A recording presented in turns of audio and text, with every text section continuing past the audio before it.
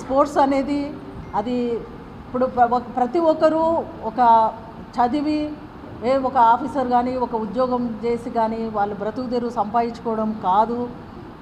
ఈ స్పోర్ట్స్ అనేది కూడా వారి వారి నైపుణ్యాన్ని బట్టి వివిధ రంగాల్లో ఒక్కొక్కరికి ఒక్కొక్క ఇంట్రెస్ట్ ఉంటుంది. ఆ స్పోర్ట్స్ ద్వారా వారి యొక్క జీవనోపాధి కలగడమే కాకుండా వారున్న ప్రాంతానికి దేశానికి పేరు తెచ్చే విధంగా విభాగాలలో వాళ్ళు ముందు రావాలంటే ప్రోత్సాహం అనేది అవసరం. అది కాంగ్రెస్ పార్టీ అది ఇవ్వబోతా ఉంది, గతంలో కూడా ఇవ్వడం జరిగింది. ఇప్పుడున్నటువంటి ప్రభుత్వం ఏ రకంగా కూడా దేనిని ముందుకు నెట్టడం లేదు. రానున్న కాలంలో కాంగ్రెస్ పార్టీ అధికారంలోకి వస్తేనే ఈ రకంగా అన్ని విధాల అభివృద్ధి చెందుతుంది. కాబట్టి ఈ స్పోర్ట్స్ విభాగాన్ని అభివృద్ధి చెందించాలనే ఉద్దేశంతో ఈ రకంగా వీరు రావడం జరిగింది. కాబట్టి ఎవరెవరైతే ఇంట్రెస్ట్ కలిగి ఉన్నారో వారందరూ వారి పేర్లు ఇక్కడ ఇచ్చినట్లయితే తప్పకుండా వాళ్ళని ముందుకు తీసుకెళ్లడం జరుగుతుంది.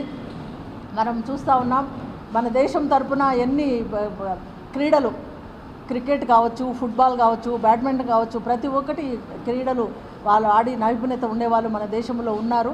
తర్వాత ఎక్కడెక్కడ విదేశాల వాళ్ళు కూడా మన వాళ్ళని ఇన్వైట్ చేసి అక్కడ ఆడిపించి దేశానికి గర్వకారణం, దేశానికి ప్రతిష్ట తెచ్చే విధంగా క్రీడలు ఉన్నాయి. కాబట్టి దాన్ని ముందుకు సహకరించి ప్రతి ఒక్కరు ఎవరైతే ఇంట్రెస్ట్ ఉన్నారో వారందరూ సార్కు పేర్లు ఇచ్చినట్లయితే వాళ్ళు ప్రోత్సాహపరుస్తారు.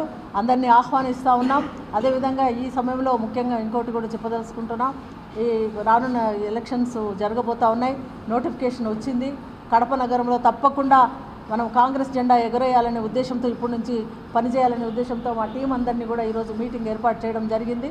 ఒక్కొక్కరిని మేము ఉత్తేజపరిచి తప్పకుండా ప్రజల్లోకి వెళ్ళి కాంగ్రెస్ పార్టీని ఈ కడప నగరంలో మేము ముందుకు తీసుకోవాలనే ఉద్దేశంతో మేము ఉన్నాం.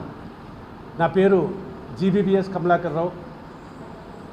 నేను కాంగ్రెస్ పార్టీలో ఏపీసీసీ స్పోర్ట్స్ సెల్ చైర్మన్గా ఉన్నాను.